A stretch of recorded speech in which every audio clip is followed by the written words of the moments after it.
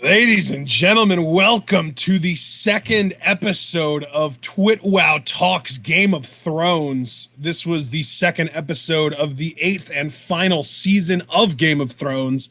And, some might argue that this was an uneventful episode, but enough happened that is going to be just important from a character building perspective that I'm perfectly fine that we didn't get all kinds of bloodshed and battles and war and shit.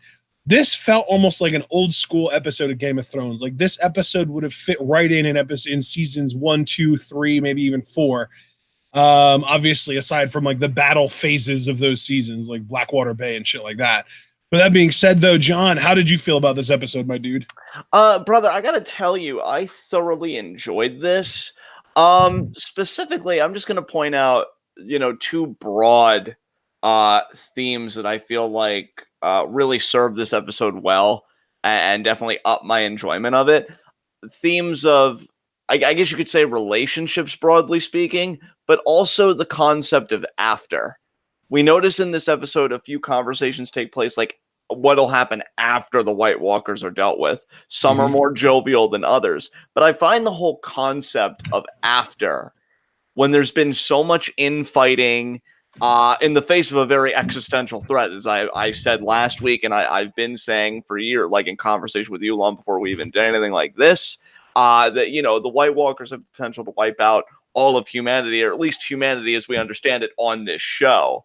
And I find the discussion of after to just be very interesting because they know the gravity of what they're dealing with. So you don't know if it's coming from a place of like wishful thinking and getting yourself in a better place psychologically, or if they're just so determined not to die that they really do believe in the concept of an after this. Because, I mean, what we're dealing with here seems like the kind of point where history just ends because there's nobody left to document it. You know what I mean? So it's just a very fascinating turn to see these characters very thoughtfully, and again, sometimes lightheartedly, talk about, what we're going to do after. And I think that led to some of my favorite scenes in the episode. So that's just something I wanted to point out straight away as we got started here. Yeah, as soon as you mentioned the after, the two specific scenes that came to my mind were Bran and Jaime next to the weirwood tree, and then the little meeting between Sansa and Daenerys that they had. So we'll get to talking about both of those scenes, and I'm sure that you'll have something to say. I know I've got some stuff to say, but for now, let's just kind of backtrack a little bit, and let's start from the very beginning. The opening scene of this episode is Daenerys telling Jaime about how her brother, and this was actually kind of spoiled away in a way, as far as just like it was shown, like this exact part of this scene was shown in the preview for this episode that aired last week alongside episode 1. So we knew that this was happening.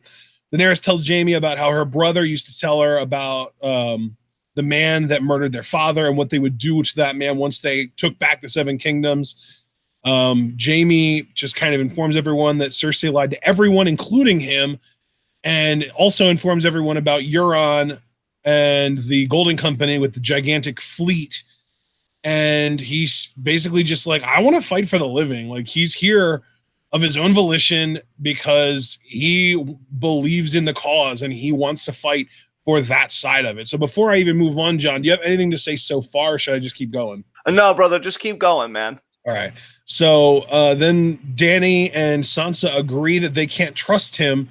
And Tyrion at one point did try to defend him, but of course Daenerys, being the hard-headed sort of type that she is, just kind of doubles down, and it's, maybe he came here because he knew that his brother would vouch for him right up until the minute that he slit my throat. And Jaime, and then Sansa brings up all the shit that Jaime did to her family and Ned, and stabbing Ned in the leg in that one scene in like episode 2, I think, of the entire series, which is, of course, maybe it wasn't episode 2, maybe it was 3 or 4, I don't remember exactly, but it's pretty great the way that season 8 is almost reflecting season 1, because episode 1 last week had so much in common with the first episode of the series, and now episode 2 is kind of calling back to another moment very early on in season 1 with Jaime stabbing Ned, or one of Jaime's men, I guess it wasn't actually Jaime, stabbing Ned in the leg, up at King's Landing, or down at King's Landing, I guess. And he basically says, like, that was war. I don't regret any of that because I did it for my house, for my, my family. And I wouldn't change it. If I could go back and change it, I wouldn't do that. But I'm here now because this battle goes beyond loyalty. And then we get this great moment where Brienne stands up and she vouches for Jaime, talks about how he has defended her at the cost of his hand. He armed her, he armored her, he sent her to find Sansa. And because of that oath that he swore to Cat, and because of all this, Sansa just kind of completely switches and she's like, you know what? If Brienne would be willing to fight beside Jaime and trusts him with her life, then she basically says that she can trust him with hers as well, and that they should let him stay. So Sansa, because of Brienne vouching for Jaime, Sansa comes around on it and agrees that they should let him stay. Daenerys asks Jon Snow in like the most passive aggressive way possible, what does the Warden of the North think? And he's just like, we need every man we can get. And Dany just kind of resigns to it. And she's like, fine, whatever. She says, very well, looks at Grey Worm, and Grey Worm gives Jaime his sword back. And even that little interaction between Grey Worm and Jaime is confrontational. Grey Worm is like bulking his chest out, trying to look like a tough guy, handing Jaime his sword back. And Jaime thanks Daenerys. And then as they're walking away, through the halls, I guess, Daenerys is pissed off at Tyrion about him kind of falling for one of Cersei's lies and threatens to replace him as her hand. And then he just kind of gives this look to Jorah, and I forget who else was there, probably Grey Worm, and was like, I fear that one of you is going to be wearing this before long. So that was kind of the first quote unquote scene, was like this almost like the trial of Jaime Lannister. So that was pretty interesting. John, any thoughts? I mean, again, brother, like I go back to one of the like brushstroke themes that I noticed throughout the episode, especially like just in that one scene with everybody just kind of talking to Jaime within almost like an open kind of court, the relationships. Because Sansa's had a tense relationship for the most part with like the Lannister family, particularly Cersei and stuff, who there was a lot of reliance on because, Tyrion was like, oh, she'll come through. Oh, she'll come through. It doesn't make Jaime look good by comparison. But then his relationship with Brienne, she vouches for him, which in turn comes into play the relationship between Sansa and Brienne. So like, again, it's very interesting to me that we're really, like, you could say in the first episode we emphasized relationships a lot, and I would say to a degree that's true, but it really seems emphasized here, probably because it's a precursor before a very violent confrontation where a lot of relationships are going to get upended.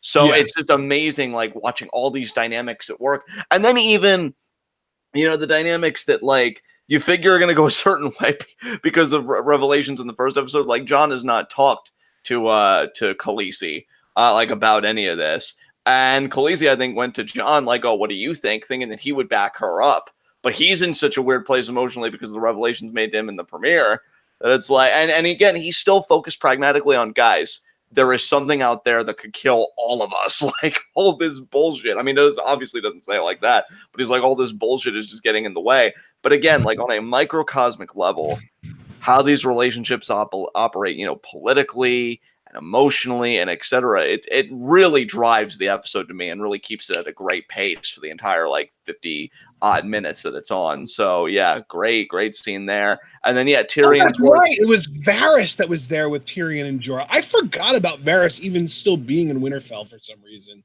Yeah. He was the one last week that was talking about how, like, young people use respect to keep their elders at a distance because they don't want to admit the fact that, nothing lasts. That was Varys that said that. I forgot that Varys was even still around. So I guess it was him in that hall with Jorah that Tyrion was saying, like, one of you two is going to be the next hand because I'm probably not going to last long. Right. And again, like that goes back to, the ebb and flow of certain relationships, because Jaime started out one way, but his character arc has made him a person that Bran said, I would fight alongside him now.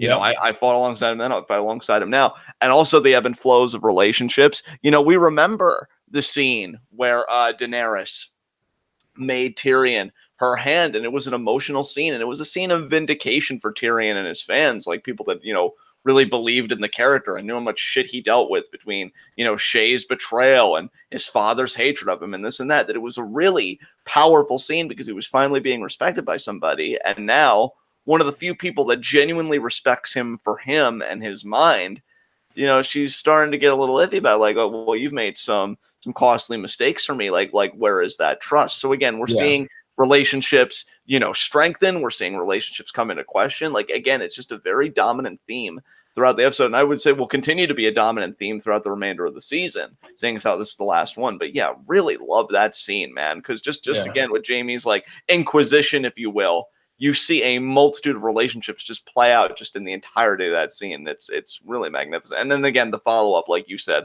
with Tyrion kind of conversing with the rest of Daenerys' cabinet, if you will.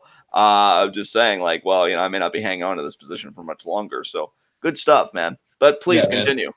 No, I don't want to move on yet because I do have some stuff to say about what you said. First of all, I do want to just kind of touch on the fact that Daenerys is really not the forgiving type. Like, we've seen the type of hoops that she has made Jorah jump through just to kind of earn her forgiveness. Like, if it wasn't for Jorah having this obsessive need to be by her side and just be with her in general, Tyrion would not be with her, or at least he wouldn't have gotten there as quickly because Varys would have eventually gotten him there, but Jorah fucking express shipped him to her. And like, she'd probably be dead because Jorah saved her life in the fighting pits when one of the Sons of the Harpy tried to kill her.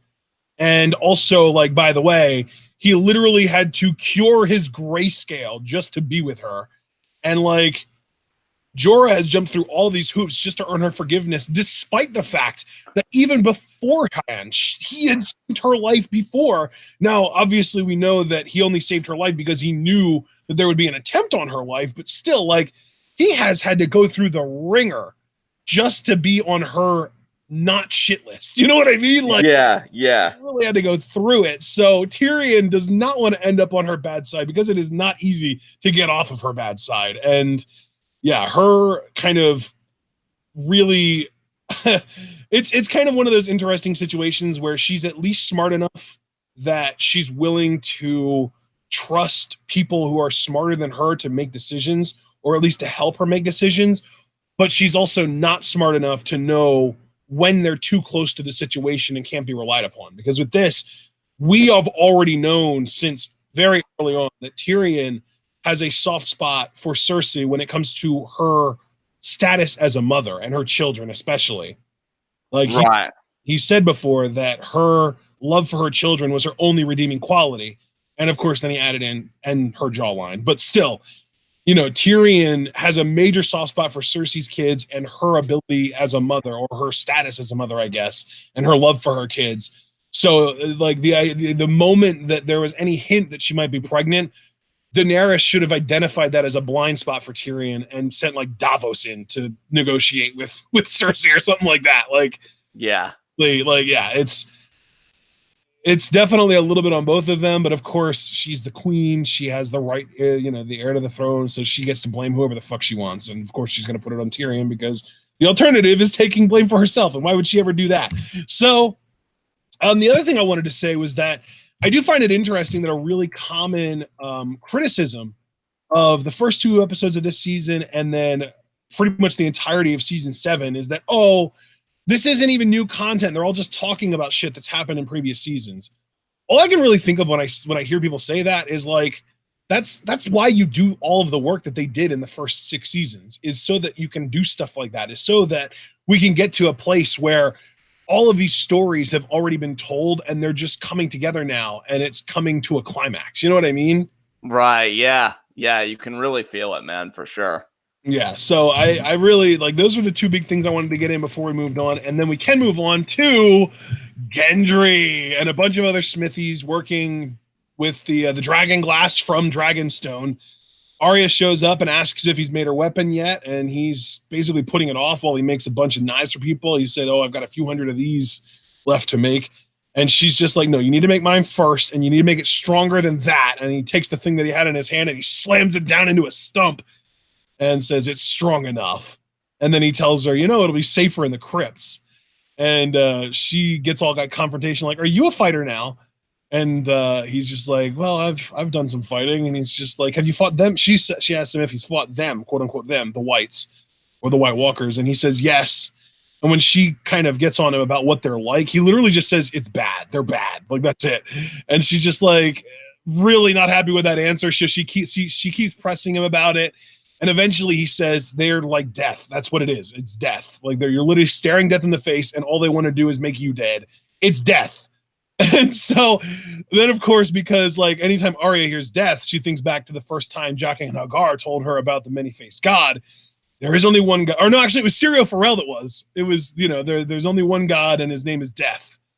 And so then she says, I know Death. He's got many faces. I look forward to seeing this one. And she's saying this while she's throwing these dragon glass knives at like a beam.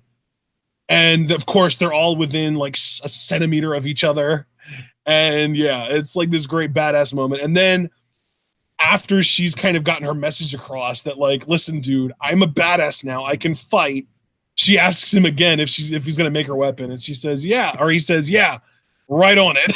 So really cool little scene here, building on the chemistry between these two and just kind of showing how much of a badass, really not showing us, we already know, but her showing Gendry how much of a badass fighter / killer she has grown into at this point, and him just kind of coming to respect her, I think, as a woman. Yeah, I mean, you summarized it perfectly. There's really nothing I can add here.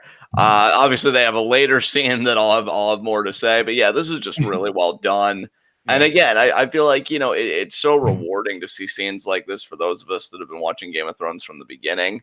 Because again, like you said, we know how badass Arya is, but just seeing her demonstrate that to others is always really cool to see to me. So I really enjoyed this. The best part about it to me is just like how different people react to learning this information. Because I feel like Jon hasn't really experienced the new Arya yet. Like they had a brief interaction last week. And, he was like, oh, well, have you used it on anyone? Talking about Needle, and she said no once or twice. But, like, she's still kind of hiding a lot from him. Like, he still isn't aware of how thoroughly badass she is. So I'm really curious to see how he reacts when he finally catches a glimpse of it. Or if he finally catches a glimpse of it, because we can hope. Yeah, absolutely. I hope he sees it as well, man. I'm very much looking forward to that reaction. Yeah. Speaking of reactions, though, the next scene I think is going to be one that you're going to want to say a lot about, because it's Jaime walking up to Bran, who's staring at this weirwood tree that he keeps going back to apologize. And Bran knows that he wasn't sorry at the time that he did it, and he was just protecting his family. But then Jaime kind of, bounces back with, I'm not that person anymore. And Bran, or the Three-Eyed Raven, I should say, being as wise as he is, comes back with, you still would be that person if you hadn't pushed me out that window, and I would still be Brandon Stark, which of course confuses Jaime. He's like, wait, you're not? He's, no, I'm something else. And then he even says that he's not angry at anyone. And Bran, he just kind of makes it clear. And then Jaime asks him why he didn't tell anyone about him being the one that pushed him. And Bran says, well, you wouldn't be able to help win this fight if you were dead. And Jaime's like, well, what about afterwards? And Bran is just like, how do you know there is an afterwards? It's like, dun, dun, dun. And, I really enjoyed this interaction. For one thing, I mean, can I just say that you and I, and I'm sure many other Game of Thrones fans that were tweeting about and using other forms of social media, we figured it would kind of go this way, again, with, like, the absence of, like, malice or animosity, because it's not Bran anymore. It's the Three-Eyed Raven, which is a completely distinct entity. So we even figured like it wasn't going to be a, oh, you robbed me of my life and angry at clouds kind of thing. It was just very like, no, what you did set you on a path to become a different person, set me on a path to become something different altogether, period.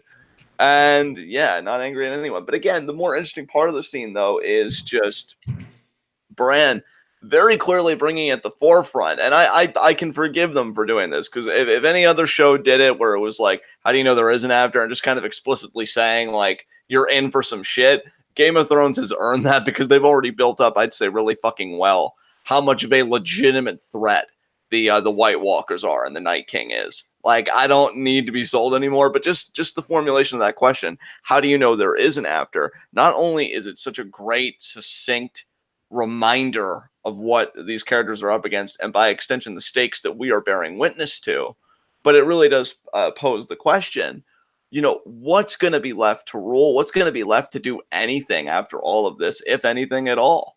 Again, we have this scene where Jaime just incredibly, well, what about after? but I don't think any of these characters have really thought about the alternative, at least, like that there may not be an after. And we can really see kind of the talk of their motivations here. Like, I don't want to skip scenes, but I'll keep coming back to it as we progress. But yeah, again, this Yeah, whole it's interesting too, though, because while there is like this purveying idea of what happens after, there was also a very prevalent idea of we're all going to die in this episode. Like that got said multiple times by multiple characters, and it even got said by characters that you don't really think of as like the pessimistic, nihilistic types like that. So I think that's really interesting too, that like there are some characters who are all just straight up like we're all going to die, it's going to be an honorable death, but we're all going to die. And then there are some characters who are like, well, we need to make plans for after this because we're totally winning. So I just, that's a really interesting thing too. Yeah, absolutely. And again, like depending on where their motivations come from, whether it's love they're fighting for, or they just don't want to die and they just want to see, new leadership and everything, or if they've resigned themselves to their fate and they're like, well, at least I'll go out doing something. At least I won't go out shitting on the porta potty, so to speak. At least I'll go out fighting. It's very fascinating. Poor Tywin. Yeah, fucking Tywin. But yeah, like I don't know, man. To me, I just found this episode to be a really amazing microcosm into kind of the human condition, both in the relationships we make and how that reverberates throughout other relationships, as well as the concept of like just facing death and human finitude and just kind of making plans in spite of that inevitable death. Like, oh, there'll be time after. I mean, again, not to jump the gun, but I will this one time. There's a later scene where Tyrion and Jaime are talking, and he kind of jokes that like, oh, whoring around and frequenting the houses and stuff like that, that's still an option for you, Jaime says to Tyrion. It's just to me, and that was also a great scene that I can't wait to talk about further. But it just really is interesting that they take a comfort in just saying like there will be an after, like this is not the end.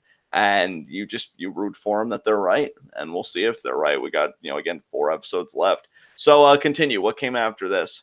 Yeah, so after the Jaime Bran interaction, we got back into Winterfell.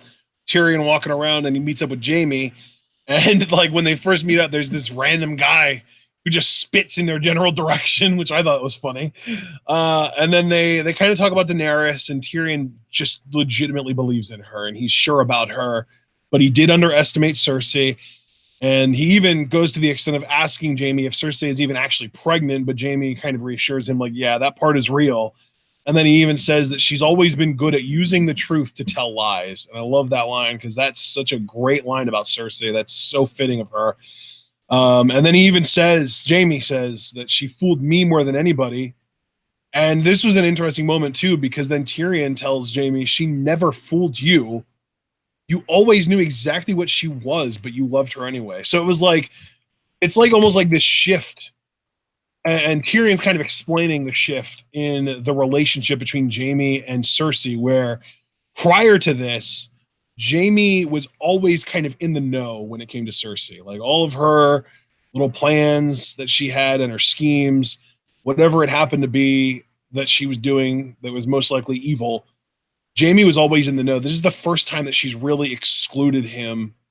And I think that's a big reason why he felt that disconnect and felt it enough to leave her and go up north after she had literally said, like, nobody walks away from me. He was just like, well, bitch, you leave me out of your plans, I'm out. And he left. So, I really like the way that Tyrion put that she never fooled you. You always knew exactly what she was, but you loved her anyway. And then that changed. Like, he didn't say that changed part, but that's how I read into it, at least. How about you? Yeah, no, I could totally understand how you'd come away with that reading because I was very similar. Tyrion, he's a very perceptive guy. I mean, the one thing that he's exalted for on the show consistently is his intellect, and he's smart enough to see that, things have changed. And again, Tyrion and Jaime bonding and just getting to spend time together were some of my favorite scenes in this episode. And this was one. And I like too, just to kind of rewind just a little bit, how you said that they're being greeted by people in Winterfell, expectorating on them, just straight up spitting on them. That just shows you, again, we talk about relationships. it's not just relationships that are like very intimate and interpersonal, like between individual and individual, but also between families and the citizenries that they govern. And that's like a different type of relationship that we're seeing here. We see in the premiere, the crowd just kind of fleeing from Daenerys and her dragon because they remember her father. And that whole reign, and then the Lannisters. I mean, my God, they were painted like assholes, really, from my recollection, in the first episode of season 1. So, like, these people know who they're dealing with, and they're not healthy and welcoming relationships. But again, all of that seems so insignificant when you're dealing with a threat, the gravity of the White Walkers. So I just find, again, everything interesting, whether it's the intimate one-to-one relationships or just the relationships between houses and this and that, and again, like how all of those things kind of converge at the point of these things are going to fucking kill us. Paul William Gregory had my favorite line so far in the chat, where he said the anthropomorphic personification of climate change is barreling towards them, and yeah, like they need to address this. So just very interesting, though, that even though they know that, there's still time to like get all this beef in, whether it's spitting on a Lannister or trying to have a dick measuring contest of, oh, well, I make this edict and I make this rule, whatever, and then other people trying to overrule it. I just wonder, can they get their shit together in time to fight what actually matters? So, yeah. So then Jaime and Tyrion just kind of continue up the steps. They end up on the castle wall, and Tyrion kind of resigns that he's probably going to die here. And then, we've heard his line before about how he's always imagined himself dying with a belly at 80 with a belly full of wine and a girl's cock or a girl's mouth around his cock. And Jaime says that last part along with him. He's just like, I've heard this line before, brother. And then he says that he's happy that it won't be Cersei that gets to murder him. And then he even it's funny because Jaime walks away and then Tyrion says the line, maybe after I'm dead, I'll march down to King's Landing and rip her apart. So I thought that was kind of interesting too, because like, it was almost like Tyrion trying to bond with Jaime over a hatred of Cersei, but we never got to see Jaime's reaction because he didn't hear it. I would have been really interested to see like if Jaime would have laughed at that, or if he would have been like, listen, I still love her. You can't talk about her like that in front of me. You know what I mean? Like, I'm really... Yeah. We never got that reaction because he was gone, and he left to go stare at Lady Brienne over there. Yes. God, their relationship. I love it. I love it so much. Yeah, man, absolutely. Yeah, so, but hey, he doesn't just stare, though. He ended up going down there. He sees Pod kind of sparring with someone. Pod's getting really good with the sword, man. Sir Podrick Payne getting really good with that sword. And they just kind of talk a little bit. Brienne and Jaime, just kind of talk a little bit, talk battle plans. Brienne is apparently going to be leading the left flank. And after they keep talking a little more, she's just like, what are you doing? This is the longest you and I have ever spoken without you insulting me. And he's just like, do you want me to insult you? And she's like, no. He says, well, good. Yeah. Like, then they kind of, he's a little more honest with her. He said, I'm not the fighter that I used to be, but I would be honored to serve under your command if you'll have me. And we didn't even get an answer. She just walked away. She was just like, oh, I've got to get back to my thing. And again, like, I love scenes like this because, one, it just shows how close Brienne and Jaime are. But I think also personally, it shows Jaime's growth. Like, he was talking about, like, what position he held, with Tyrion, like, early on in the show, in the very early seasons, and, like, how arrogant he was and how audacious he was. I mean, he pushed Bran out of a fucking window because he just thought, like, nothing would come of it, just, for him and Cersei to keep their secret. But now he's been so humbled, and I think his trials have really instilled in him like this profound sense of humility, that he recognizes how amazing Brienne is in her swordsmanship, and he realizes, like, no, she's got to run point on this. I've got to back her up. Where I feel like the Jaime of season 1 would have never conceded somebody's superiority in that way. Yep. So I think it's just, again, such a great mark of his growth as a character. That's really all I wanted to tack onto that scene. Absolutely. So then we get to Jorah walking in on Daenerys. He apologizes immediately, and she's just like, what have you done to offend me? And he says many things, and she says, long ago and long forgiven. But then he uses that, like, he did that whole thing on purpose to set up a way to bring up Tyrion, and just like, listen, you gotta, like, you can't keep holding grudges like this. You got to forgive him.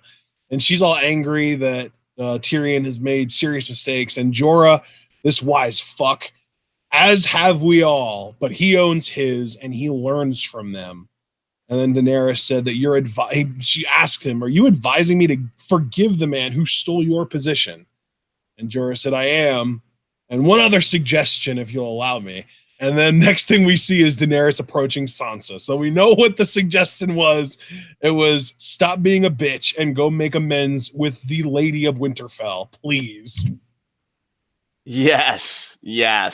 And again, like I like that because shows that some characters are seeing the bigger picture. Like, look, I don't care what your beef is, you gotta squash it, and you gotta just focus on the task at hand. Which is again, especially by the end of the episode, it's fucking imminent. So like, get that shit together. No, I really appreciated that because it was nice to see some people actually have their priorities straight.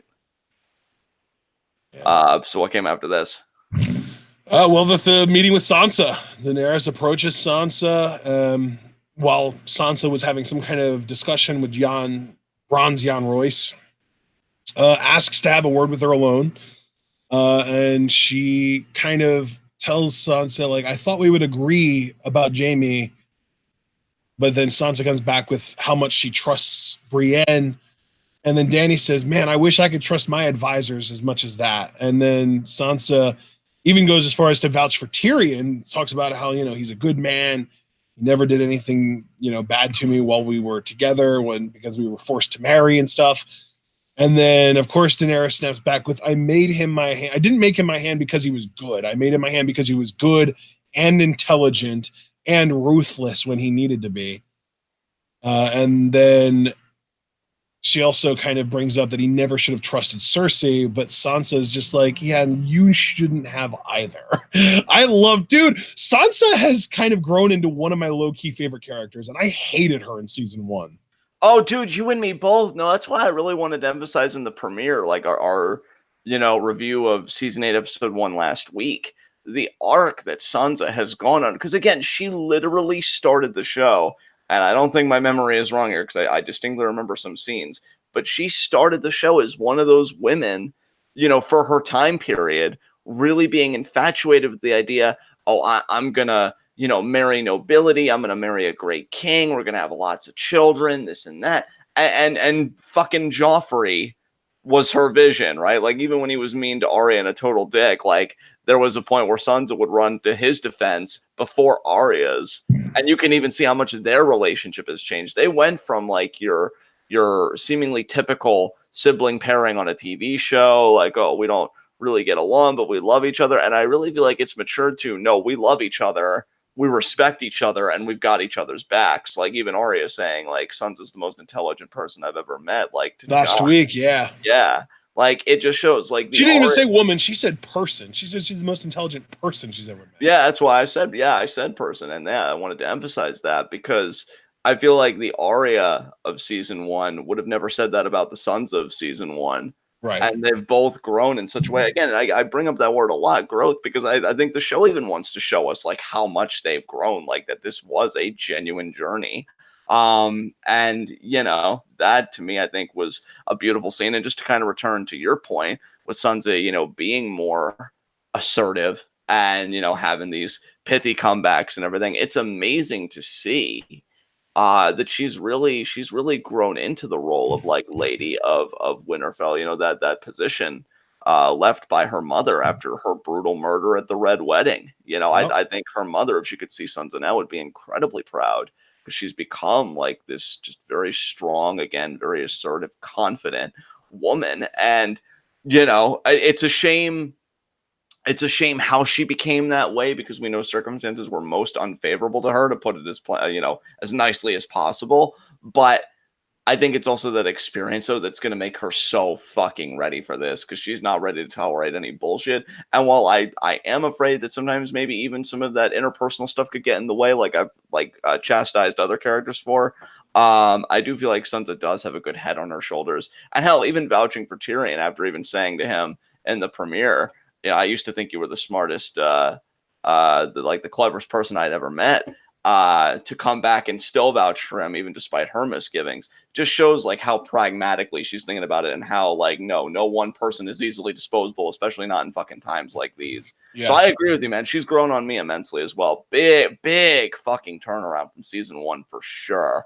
Which is such a 180 for me from what Daenerys has done, because Daenerys to me has done nothing but kind of lose my respect since I would say probably like early on in season 7. Like the first big moment that I was like, okay, this is not who you want on the Iron Throne. Like she can't win, was when she had one of her dragons burn the Tarlys. That was like the big moment for me. That was like, all right, that's it. I'm off the Daenerys bus. I'm not on the bandwagon anymore. I'm done. It can't be her.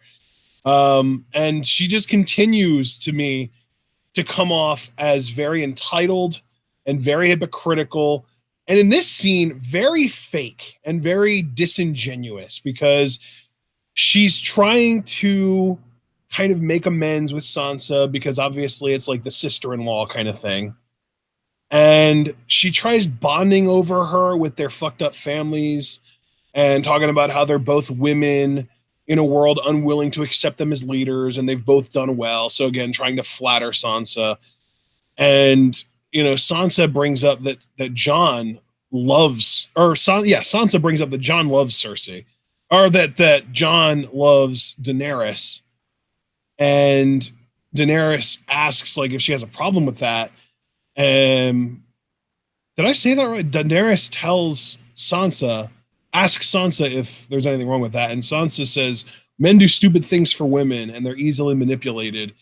And then again, with like this phony disingenuousness, Daenerys says, oh, well, Jon, the only battle that I've known my entire life is the battle for the Iron Throne. Like that's been my only goal my entire life. But Jon got me to drop what I was doing and come here to fight the battle that we're about to fight tonight. So who really got manipulated? It's like, wow, Daenerys, you're trying to act like Jon was this like manipulative piece of shit when he came to you and you, of course, demanded that he kneel before you do anything. And the only way for him to get you to even believe him was to literally show you by getting his own life in trouble and having fucking Gendry send a raven your way to bring the dragons to help them out. Like, I really do not like her anymore. I am not a fan at all anymore. Bro, I gotta tell you, man, not to cut you off, I apologize, but I'm watching this scene, man. Fucking Daenerys is such a politician. Right? Like, no, because like, and she's not even a good politician, because the best politicians are able to either be completely transparent about when they're politicking and be like, yeah, listen, I'm doing this so that I can stay in office, or completely hide it and make it seem like they're not. And like, she's in the middle. Like she's clearly, to like a third party viewer, she's clearly politicking and trying to make this work. But like, it's like Sansa probably knows, but she's not making it overly obvious. Like she's not like super overt about it. Yeah, dude, for me watching this scene, again, going back to my initial remark of Daenerys being such a politician, like, you can see it's like, hey, we relate on this stuff. I'm not such a bad person, right? Like, really trying to butter up. But the moment, and see, what was more interesting to me wasn't the buttering up, and yeah, nice use of your relationship, Daenerys, to be like, oh, see, I'm just like you. I can have my heart lead me on things. I'm not ruthlessly dogmatic about the Iron Throne. But again, that second theme I've talked about, what about after? What about after these White Walkers are dealt with and say, we're fucking, we're alive to see after? What then? And Daenerys right back, because it's so ingrained in her, the Iron Throne. Yep. I'm taking what's mine. And then the moment, see, this is what's so beautiful. And this just shows me that, like, Daenerys, again, I agree that Cersei's like the ultimate evil on the human level politically, but I still stand by, I don't think her and Daenerys are separated by that much. Dude, moment. I mean, you say on the human level, I would rather see the Night King win than see Cersei win the Game of Thrones. So I'm putting her ahead of the Night King as far as villains, even regardless of whether they're living. Damn. But just to finish my thoughts about Daenerys, Like the moment Sansa like barks back and says, well, what about the North? Like everything we've been through, like, what happens then? Yeah, the And North was Daenerys, taken from them. They took it back, and they said they'd never bow again. So now what? and then you notice when Sansa says that, I'm glad you said what her exact line was, and that we'd never bow again. Daenerys quickly removes her hand that she was affectionately holding because, oh, we're bonding. She quickly removes Yep. it from Sansa. And clenches her teeth too. She clenched her teeth too. Because for Daenerys, the political is primary.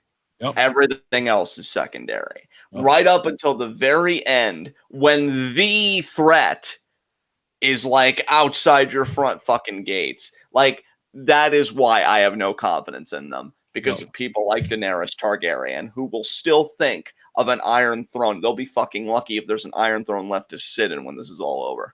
And, that scene to me revealed so much. Because it didn't, here's the thing. It's not that we didn't already know this about Daenerys, but again, I keep driving home this conversation of after the just the relationships on display, whether they're tenuous or strong or whatever their status is. And you can see that this conversation of after, I don't even think a lot, like, I think a lot of characters thought about it in the sense of like, oh, we're going to die, so there is no after. But the people that are more thoughtful about it, like, well, I got to think about my people. I got to think about the North. And Daenerys is like, well, fuck the North. I'm like, that's mine. The Iron Throne is mine. I've been saying it every season. I'm not going to go away empty now when we're this close. Like, I will finish. So yeah, like, what a fucking politician. What a politician, man.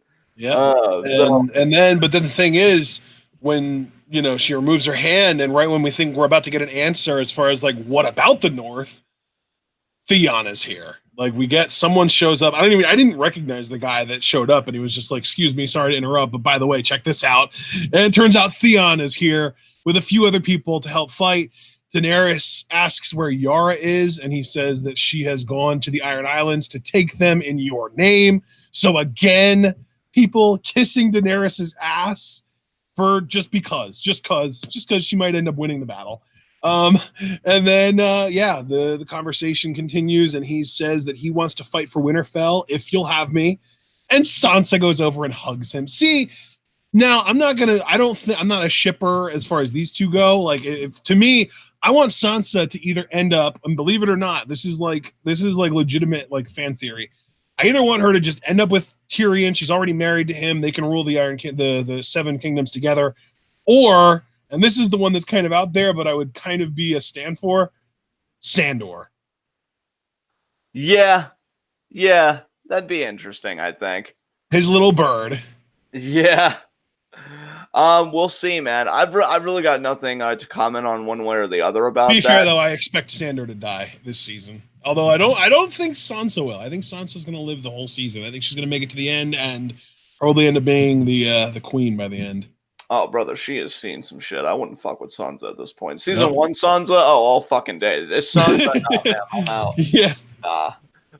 Like. So what do you think of Theon, though? The Theon, like the bond that Theon and Sansa have now. Like, that's the thing, man, is like shared trauma is that real shit. I see. That's, again, the fascinating thing, because it really does bring to mind, right? Like how one person's hero will always be another person's villain. And I don't know, did Jon ever forgive Theon? Because I know. Yes. Yeah. Don't you remember? I think Jon it might have even like been last season. He literally said Theon is both. Well, first he said you're both a Greyjoy and a Stark, and then he forgave him on the beach at one point too.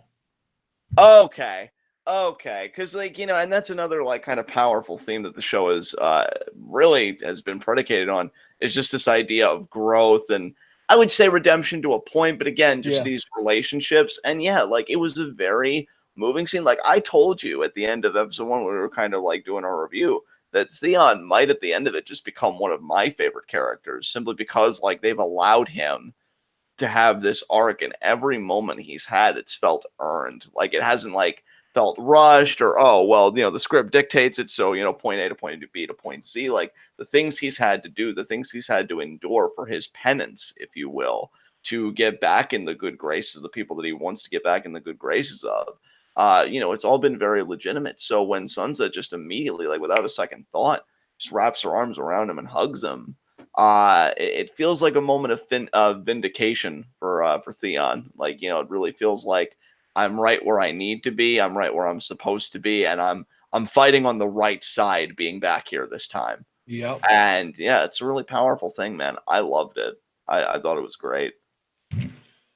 All right, so then we get Davos kind of doling out soup to the commoners, I guess.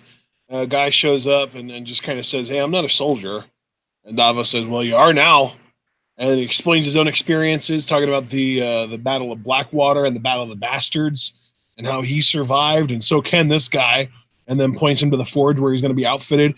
And before I forget, because I totally will forget at the time of it, we do see that same guy later on outfitted in chainmail with a bow, getting ready to shoot some arrows at some whites. Yeah. Yeah, nice. So then we see a little girl with a scar on her face asking Davos where she's supposed to go because she's a child and all the children are going into the crypts, but her brothers are warriors and she wants to be a fighter and she wants to fight in this battle. And then Gilly shows up, thankfully, because what the fuck would Davos have said to her? I feel bad for Davos too. But Gilly shows up and says that she's happy that this girl wants to fight because she can be down in the crypts protecting her and little Sam. So cute little moment there, and the little girl's just like, okay, that's what I'll do. Yeah. Yeah, it was very sweet. Like, I know you love Davos, and this is just one of the big reasons why. He's a teddy bear. He's good. I will say, I love Davos, and he's been my favorite like secondary character for a while, but in this episode, he got leapfrogged by Tormund Giantsbane. Yeah. I've loved both of those characters, but they alternate as far as who my favorite is, depending on who's done the coolest shit most recently. And Tormund was the best part of this episode to me. Absolutely. So yeah. Then we hear a big old horn blow, and I think that they're kind of still using the same system that they used at the Night's Watch, where one horn is Night's Watch brothers returning, 2 horn blows is wildlings, 3 is White Walkers. So we hear the 1, and the brothers from Eastwatch, or is it Eastwatch or East Bay? It is Eastwatch. It's Eastwatch. Eastwatch by the Bay, and they're back. And Jon sees him and he goes up. He wants to give a big old hug to Ed, Dolores Ed, but he gets glomped by Tormund. And then he does hug Ed, and then he shakes Beric's hand. And they explain that they met up at the last hearth, and they tell them about the Umbers being dead. And Tormund says, whoever is not here now is with them. And then Jon asks, how long do we have? And he replies with, before the sun comes up tomorrow until the dead arrive. And then, of course, he turns around, the big woman's still here? I love Tormund. He is the best character, I swear. Yeah, some of the best comedy relief we've gotten on these episodes, knowing that easily, threat. Yes. Yeah. And the great, it's great in the sense that, it's going to feel complete, but it sucks because it's going to happen. He's totally dying in the next episode, 100%. Yeah, he ain't living. There's no way. I've got all 3 of those guys. Him, Beric, and Dolores all are gonna die. And by Dolores, I mean Ed. Sorry. People know him as Ed. I don't think they've ever referred to him as Dolores Ed in the show. So we'll just go with Ed. They're all gonna die. Jorah's gonna die. Grey Worm's gonna die. Who else is gonna be out there? Jaime might even get killed. I don't know. Maybe they'll preserve Jaime for later because he's got unfinished business with Cersei, but there's going to be, I would say that we're going to have the most named character bloodshed in this episode that we've had since the Red Wedding. Yeah, absolutely, man. I completely agree. This ain't gonna be a Thanos. Abel, I can't wait till we get to that scene. I love Tormund so much. The way he just chugged, it's just legendary. Anyway, what were you saying, man? Sorry. No, it's fine, man. I was just saying, this ain't gonna be no Thanos shit either. It's gonna be bloody and it's gonna be drawn out. You will see death. You'll wish it was in more ways than one, because the enemy is death too. Exactly. You'll wish it was a dissolve effect by the time this fucking shows through with your psyche. Goddamn. All right, next. Jon, we kind of get this interesting moment where after we kind of break away from that scene, we hear Jon talking about how like this enemy doesn't tire, that kind of thing. And we don't actually see him for the first little bit of it. Because throughout this entire episode, we're seeing all these really cool, like, I don't know what to call them. They're almost like obstacles and weapons and traps and stuff that they're setting up for this battle. Like you see all of these like wooden, they almost look like jacks. Like when you think of playing the game jacks, where you like bounce a ball and pick up as many as you can. That's what they almost look like, but they're made out of logs, and they've got all kinds of dragon glass just jammed into them in random places. Or it seems random. Maybe they're tactically placed. I don't know. And then we got like almost like an inverted drawbridge, where rather than pulling up, it goes down so that the spikes that are on the ends of it shoot up, and it can like stab things. And then you've got they showed a trebuchet or a catapult, depending on what you want to call it. And then God, what else was there? There were like the random pieces of dragon glass just jammed into the castle wall, so that if they try and like climb up the castle wall, they run the risk of, kind of impaling themselves on the dragon glass. So they're really going overboard with the dragon glass. And I guess it's a good thing that they found as much as they did on Dragonstone too, because otherwise they wouldn't have had as much of it at their disposal to be able to do all of this stuff with it that they're doing. It's kind of crazy. Yeah, man, it's really cool to see too. I'm really enjoying that aspect. Got nothing. And that's like something that like it's kind of easy to forget about, because there wasn't really talked about. There wasn't ever really a scene where someone was just like, hey, like make this thing in this way with these dimensions, or like put this dragon glass there, or like let's make this bridge or anything like that. We just kind of saw it happening throughout the episode. So I think that's interesting too. Yeah, absolutely. It's like the creation and forging of these things always kind of more on the periphery. It's like a Chekhov gun too, because like they're setting all these things up to have a payoff then in the next episode. Yeah, exactly. Yeah. So we'll see what happens that next episode. Yeah, and then we get to see Jon kind of laying out what we're going to get down in this battle. He lets everyone know that the Night King made all of the White Walkers, who then helped him to make all of the Whites. So getting to him is their best chance. But Jaime, being the tactical genius that he is, says, oh, well, there's no way the Night King would ever expose himself then. And well, he would to get to me. He's tried before many times with many three-eyed ravens. And then when Sam asks Bran what the Night King wants, he says an endless night. He wants to erase this world, and I am its memory. And so, by the way, this kind of was interesting and almost disappointing to me, because, like, first of all, how does Bran know what the Night King wants? And second of all, and this is the more important one, why? Like this might explain the why if Bran genuinely knows and he's not just guessing, but this doesn't explain the why now. This doesn't explain why, after thousands of years, the Night King has brought all these White Walkers down south. Like they've made this effort to go south and to like bring this terror. Like, why now? Why not before? Why not 1,000 years ago? Why not a few hundred years ago? Why now is the most important question to me, not just why. I'm not sure, man. I mean, it could be because they finally. I mean, I'm not expecting either one of us to actually know the answer. I mean, I've got speculation, but I'm more just pointing out that the show may have answered the why, and I emphasize may have, because there's also the chance that that's just Bran, throwing out a wild guess based on what he's seen and not actually knowing for sure. But they still haven't answered the why now. And that's like a dangling thread that I'm still waiting to find an answer to. Right. Yeah.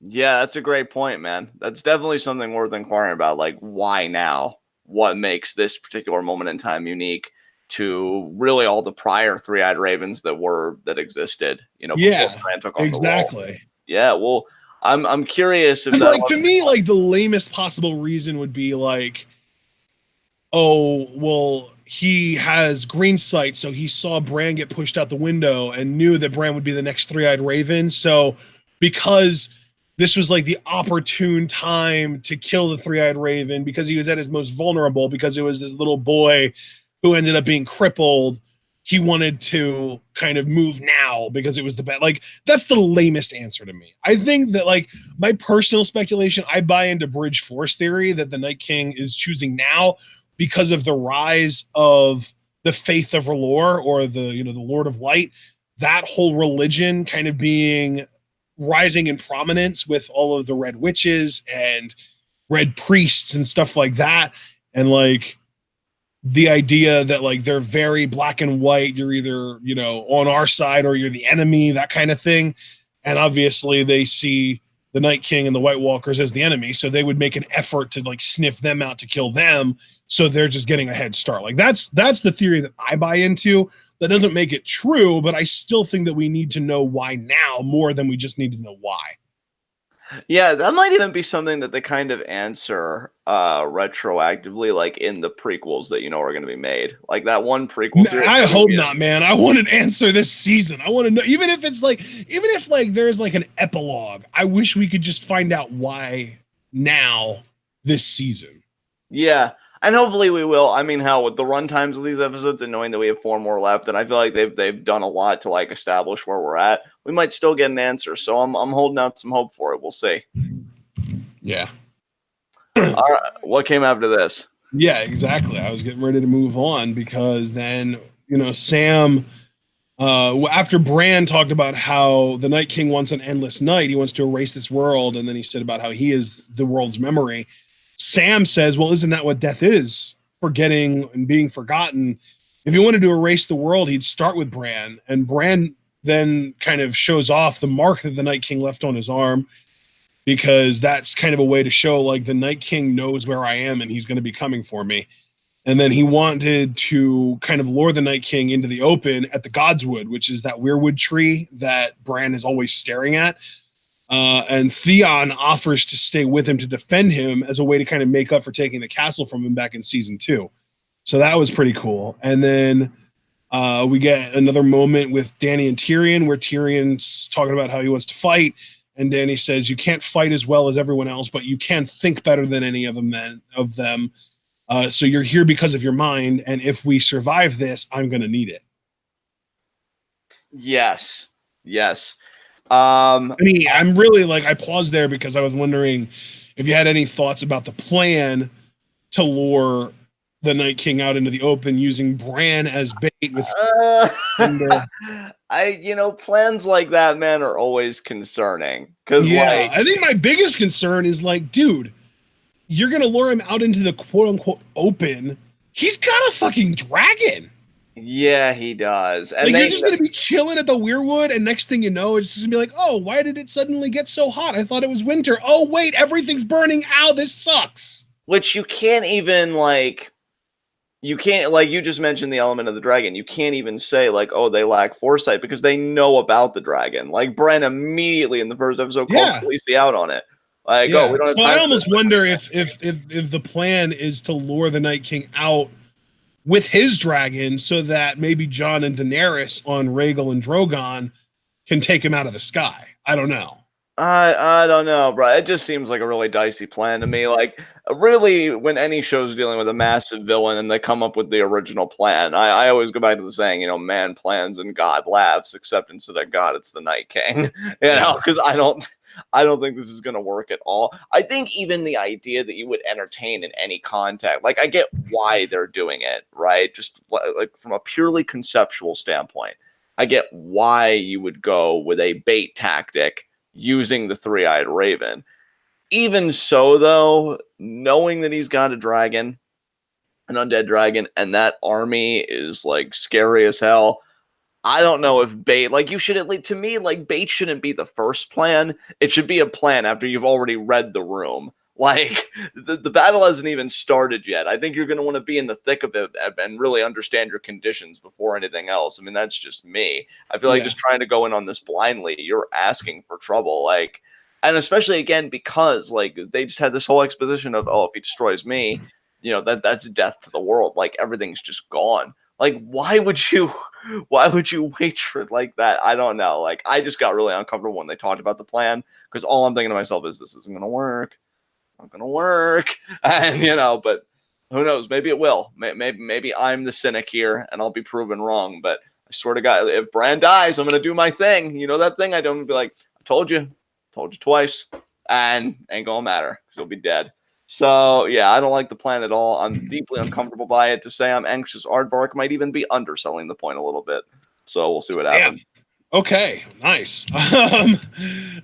So then we get someone asks, like, will Dragonfire stop the Night King? And Bran says, I don't know. Nobody's ever tried. So it's just interesting too that, like, not only is this the first time in however many thousands of years that the Night King is deciding to, go south and try and take over the entirety of Westeros, but it's also the first time in how many thousands of years the dragons are alive and well. So I wonder if those two things are connected too. Yeah, they could be, man. That's actually a great point. I haven't really thought much about that. Because if you think about it, wasn't it the final episode of season 1 that Daenerys hatched the dragons? Like, that was the closing scene of season 1, right? I believe so. And what was the closing scene of season 2? The fucking White Walkers marching south. Oh, shit. Yeah. Yeah, so I'm wondering if that's related.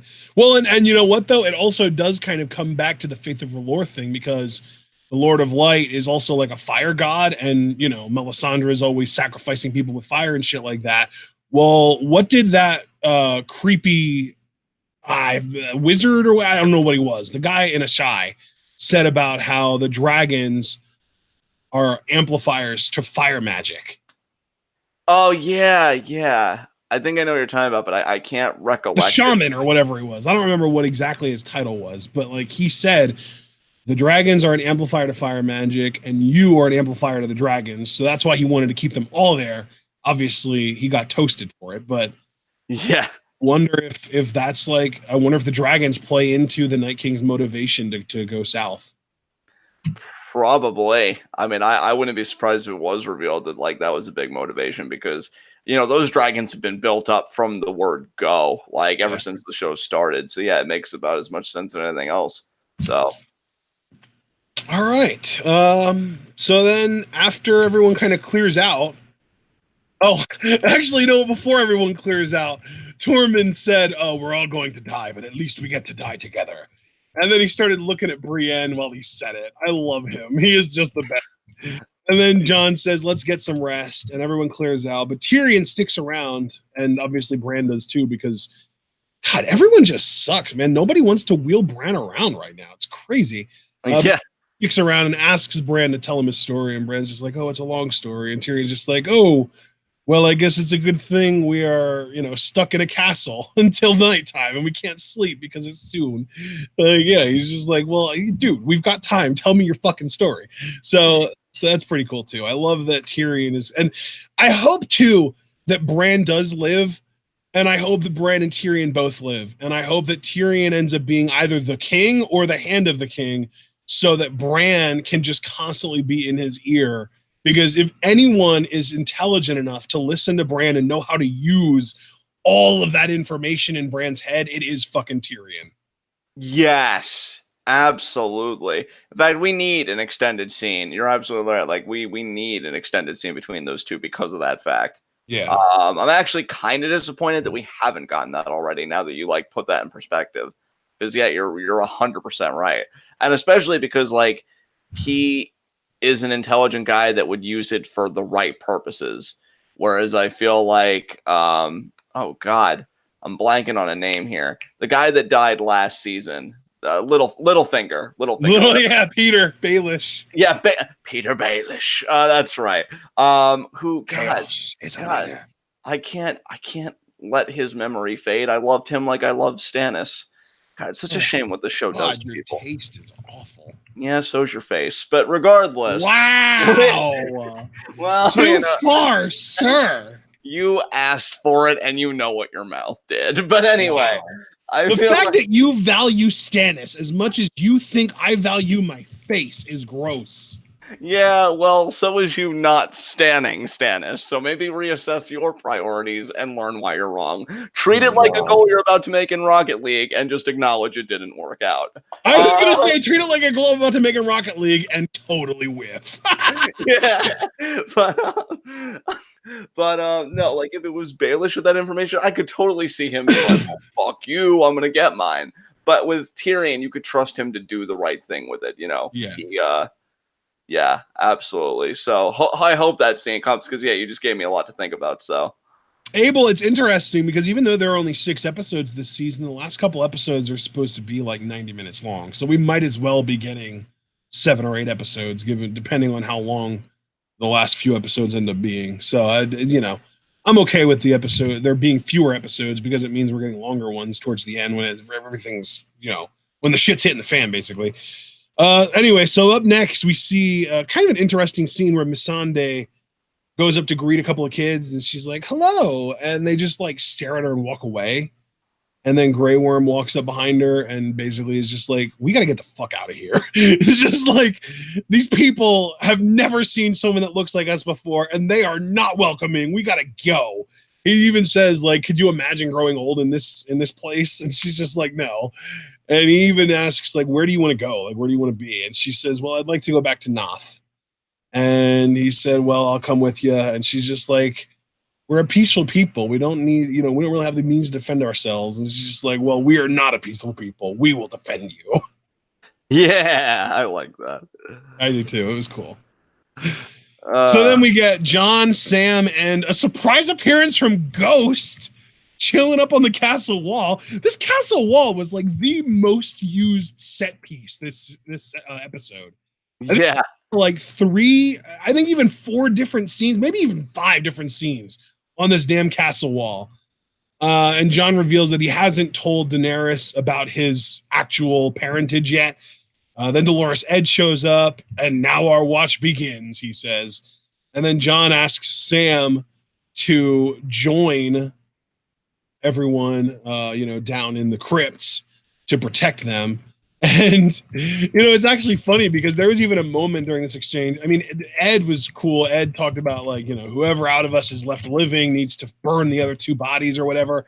And then Sam, Edd said something about how we'd be fucked. And Sam said, well, you wouldn't really be fucked. Get a fucking virgin joke. Like, of all the times, you choose now to make a virgin joke. And then Edd is just like, Samwell Tarly, slayer of White Walkers, lover of ladies. As if we needed any more signs the world was ending. Beautiful. I love that. God, Sam is the fucking hero of the story, and I will not hear any differently. Oh, absolutely, dude. For fucking sure. All right, so then we get to like sort of the most important set piece, other than the castle wall in this episode, which is this fireplace. We get Jaime and Tyrion chilling there, and Tyrion's like, I wish father were here. I would love to see his face when he realizes his 2 sons are going to give their lives defending Winterfell. And they just kind of reflect on how much they've changed since the last time they were in Winterfell, which was in season 1, episode 1 of the series. And then Brienne and Pod show up, and Pod is all about drinking, but Brienne is just like, no, you can't. And then she ends up agreeing to a half a cup. But Tyrion pours the shit out of that wine. He overflows that cup for Pod. And then Jaime invites the 2 of them over to join them at the fireplace. And then Davos comes in to warm up and turns down the wine, but then so does Tormund. Tormund shows up, and Tyrion's like, would you like a drink? And he says, oh, I brought my own. He's got this big-ass goat horn filled with some kind of liquid that, I mean, when he chugged it, it looked like milk. And he was talking about milk, so I'm going to assume it was some kind of milk. And then Tormund turns to Jaime and says, hey, they call you the King Killer. Well, they call me Giant's Bane. Do you want to know why? And he pulls up a chair, and then he goes, I killed a giant when I was 10. Then I climbed right into bed with his wife. When she woke up, do you want to know what she did? Suckled me at her teat. For 3 months, she thought I was her baby. That's how I got so strong. Giant's milk. And then he chugged whatever he had in the horn. And Davos was just like, maybe I will have that drink. really struggled to get through that without breaking. That was such a great scene. This is the funniest scene I think the show's ever had, honestly. Oh, dude, absolutely. And it's nice to know that in the face of impending death, some levity can still be brought in. It's actually quite comforting, actually. Yeah, I'm with you. Like, Tormund and the gang, just a very endearing bunch. And yeah, it's definitely made for some lighthearted moments. And again, we desperately need those with how serious this show is more often than not. That moments like this are definitely appreciated. So this was just great shit, man. Yeah, and Paul even brought up a funny line from when it was just Jaime and Tyrion, where Jaime said, "You know, we've come a long way. I was fucking my sister, and you only had one friend in the world who was fucking his sister." Yeah. It was, yeah, this whole thing was great. And of course, Tormund just stole the show here. He's the best. I love Tormund. He is like my favorite character right now. He's so good. But then, and I also, even Davos got in on it because I love his line. Maybe I will have that drink. He's just so good. They're so great. I love them. So then we get back to the castle wall, and Arya finds Sandor sitting down on the castle wall and just kind of has a seat with him. And he kind of wonders why she's not talkative anymore, because he used to not be able to get her to shut up, and now she won't say a word. And you know, she's just like, well, I guess I've changed. And then she asks what he's doing here, and he's like, you know what I'm like. He's thinking she's just asking like, why are you sitting up here on the wall? And he's just like, dude, can you not see I'm drinking myself to death? And she's just like, no, why are you here? As in, like, she didn't say it, but she was clearly implying like, what are you doing in Winterfell? And before he even really got a chance to answer, Beric shows up, starts talking all this Lord of Light shit. Sandor shuts it down, talks about how you might have been brought back to life 19 times, but I don't think you'll get brought back when I throw you over this fucking wall. I love Sandor, man. He's the best. How many people am I going to say are the best by the end of this discussion? So yeah. Walks away, and Sandra's just like, where are you going? And she's like, I'm not spending my final hours with you two miserable old shits. Yeah, you know, I gotta be honest. I know Sandor's had kind of his own arc as well, but I really can't wait for him to die. I hope he dies. Wow. Yeah, like honestly, I know he's traumatized from his like part of his face being burned, but I think the job should have been finished. You know, always. Wow. So you really are not a fan of Sandor Clegane at all? No, I think he's a little bitch, and I really just can't wait to see him die. It's gonna be amazing. Amazing. Oh, wow. You know, I really shouldn't be surprised because it's you, and yet somehow you manage to surprise me sometimes. That's so sweet, bud. Thank you. Man, I've grown into a really big fan of his, but I do expect him to die. I'm not trying to be in denial and be like, no, he can't die. He has to live, because like his brother's probably going to end up like either killing or fatally wounding him. And the theory is that like Gregor will fatally wound him, and then, you know, Arya will find him or just be around when it happens and end up giving him the gift of mercy and just kill him. And then Arya kills the mountain. That's the prevalent theory that I'm really excited about. I mean, if the mountain kills Sandor, like, look, what a great show Game of Thrones has been, because, I mean, we're talking about the comedy. This might be 10 times funnier than when Mufasa died in The Lion King. And you know I find that to be one of the greatest comedic scenes of all time, especially in all of animation. But like, God, you know what, though, you've got me curious. What exactly is it about Sandor? Let me rephrase that.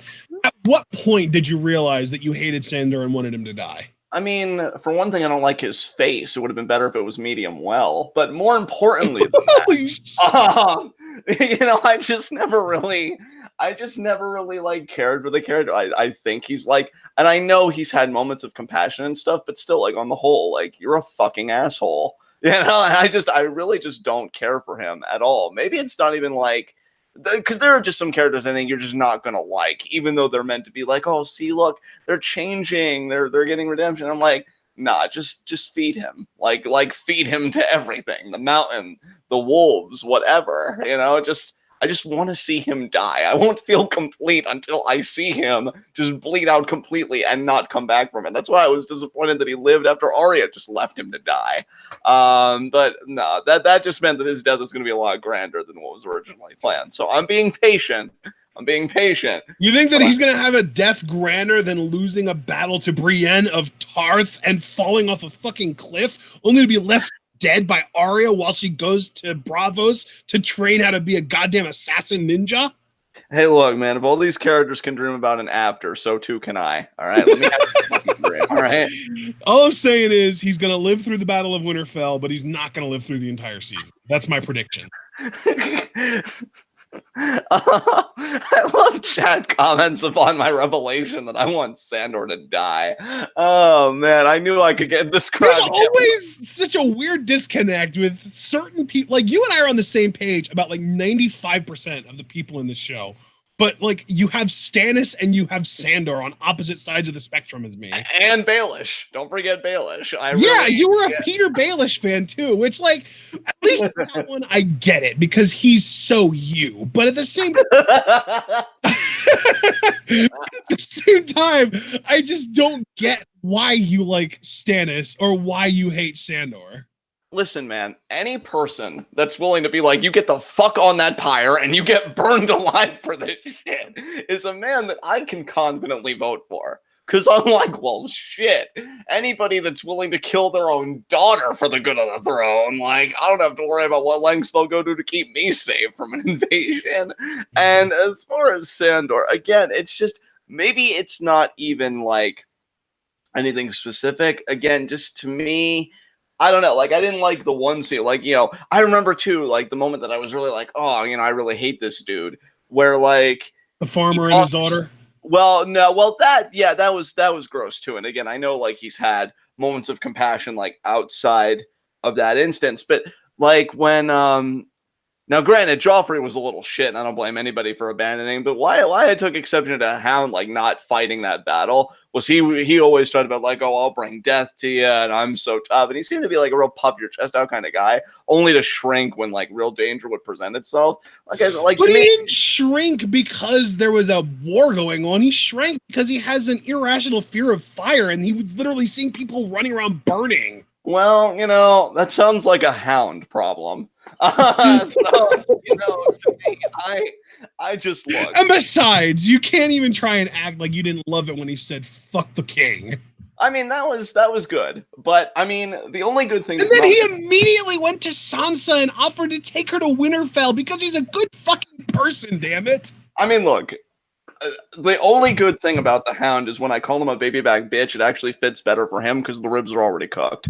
But other than that, there is really nothing redeeming to him, and we'll all be better off when he's dead. We can move on from this. You like Sansa, right? How many times did he save her ass? He literally saved her from being raped. Yes, and obviously I'm going to approve of that because rape is fucking gross no matter the show. And I've watched a few episodes of Handmaid's Tale, and yeah, you even me, I'll never get a flavor for that. I'll never say to you, unironically, man, what a great villain. Do you see how that guy fucks? Because no, like, that's never going to fucking happen. So yes, we'll give him points for that. Do I still want to see the other half of his face get thrust into a fire? Yeah, I want to see the trauma complete itself. I really do. I want to see him. It's not even that I want to see him die. I want to see him re-traumatized all over again. Just somebody just put that face right up in that fire as the flames are licking, and it's like, no, I was only 50% burned before. I've lost 20%, and they just take the percentages inch by fucking inch. That would be amazing. And if it doesn't happen, I'm going to make it happen retroactively in a fucking fanfic. I'm going to do it. So one way or the other, this is happening. Now let's please move on before we mortify anybody else. And by we, I mean me. Yeah. Okay.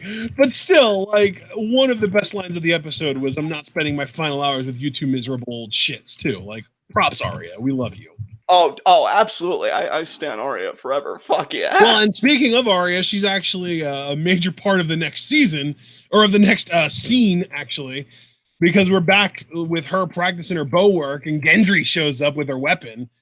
It's a double-headed spear, and we already know from seeing, like, the blueprint last week that at least one of the two heads is removable, if not both of them. And she says, well, this will work. And then he reminds her, oh, hey, the last time you saw me, you wanted me to come to Winterfell. So I guess, it took a little while. We came the long road, but we're both here. And she asks him about the Red Woman. And he explains how, like, she needed his blood and talked about how she stripped him naked and put a bunch of leeches on him because he has king's blood, because then he also goes out of his way to be like, yeah, by the way, I'm Robert Baratheon's bastard son. So that was a surprise to her. And then she asks him if it was his first time. And he's like, well, yeah, I've never had leeches put on me before. And she's like, no. Your first time with a woman. And he's just like, well, no, I wasn't with the Red Woman. And then she asks, well, what about other times? And then he's just like, yeah, I've been with girls. And he's like, and she's like, specifically how many? And he says 3. Actually, at first she's like, I don't keep track. And she's like, yes, you do. And he says 3. And then she goes up to him and says, we're probably going to die soon, and I want to know what it's like before that happens. So they make out and strip, and, like, he's laying there with his pants on, and she's just like, I'm not the Red Woman. Take your own bloody pants off.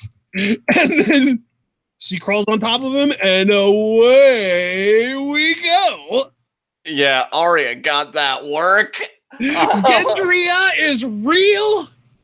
I loved it. I love, too, that, like, even Arya's first time, it wasn't like other women, like, in the time period. And again, especially those, like, are like in the first season where it's like, oh, it'll be such a dream, it'll be this and that. She's like, no, Gendry out for the pants. We're doing this shit. Like, yeah.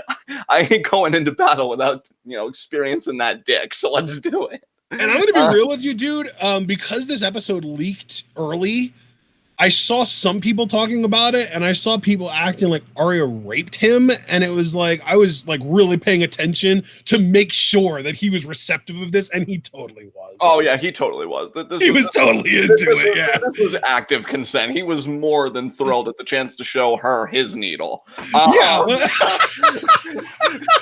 caught me off guard with that one. I wasn't expecting that, but yeah, like he was actively taking his own clothing off, and so like yeah, obviously he's into it. Yeah, dude, absolutely. And you know what? I feel like it kind of goes back to what you and I said, man, about the magicians, which I really don't like want to get into a sidebar on that, but like, how people can actively look for things to pick apart. I couldn't imagine Arya's first time going any other way or with any other person. And I felt like it was a really sweet scene. It wasn't like, especially compared to, can I just say too, especially compared to like a lot of the sex scenes on this show that you could make a legitimate argument about it being rapey or whatever. This to me came off as like very tender, very affectionate, and very like, you're the person I want to be with doing this thing with. Yeah, it felt very like it's about damn time, didn't it? Yeah, absolutely. Absolutely. It's well, and you dude, I love that like it goes back to when they were kind of in their first, the first time that they met, throughout that kind of adventure, when he said like, oh, I don't have any family. And she was like, I could be your family. And he was just like, but you wouldn't be my family. You would be my lady. And now look right here. Boom. She's your fucking lady, brother. Yeah, I would have loved it if Gendry was just like laying his head on the pillow, his hands behind his head. He just kind of takes that breath. Smoking a cigarette. Just be like, called it. And then, just be like, told you you'd be my lady. Yeah, just look at her, be like, told you, right? Good for you too.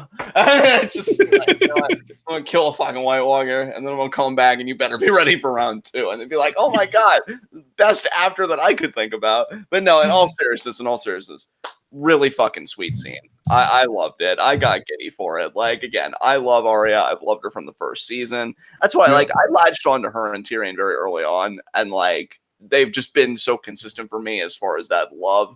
Especially Arya. I really want to emphasize her throughout all 6 seasons. And to see her do this and let herself experience love and happiness, like, yes, Arya, live your best life. You're amazing.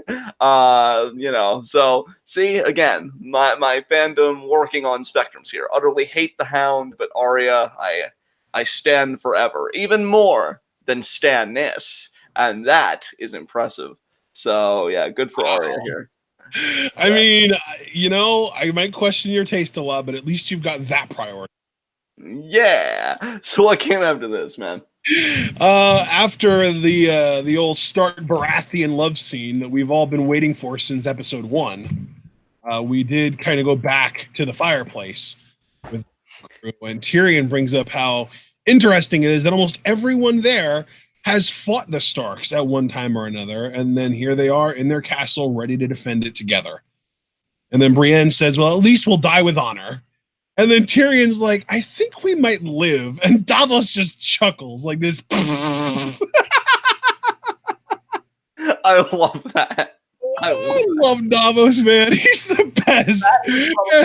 That was probably the most me that Davos has been all series. I feel like I almost wish I would have heard your live reaction because I feel like you and Davos probably laughed at the exact same time. I'm just like, I just had that moment with Davos, like, wait, did we finally become best friends? Like, after I haven't really known most of the time. Yup. And I'm like, yeah. No, man, that was great. Like, yeah, but then Tyrion explains why he thinks that they might live, though. He's like, I do. How many battles have we survived between all of us? Davos Seaworth, survivor of Blackwater and Battle of the Bastards. Jaime Lannister, the Siege of Pike, and then Jaime brings up and loser of the Battle of Whispering Wood. And to me, it's like, well, yeah, you might have lost, but you still survived, which is all that Tyrion's going for here. And then Tyrion makes, a little bit of a verbal Freudian slip when he says, Sir Brienne of Tarth defeated the Hound. Pardon me, Lady Brienne. And then Tormund, again, stealing this show, getting so up in arms. She's not a sir. And then she looks at him, and then he looks at her. You're not a knight? And Brienne's just like, women can't be knights. Why not? Tradition. Well, fuck tradition. I love it. And then she says, I don't even want to be a knight. And then he's just like, I'm no king, but if I were, I'd knight you 10 times over. And then he says, you don't need a king. Any knight can make another knight. I'll prove it. And he gets his sword and he asks Brienne to kneel.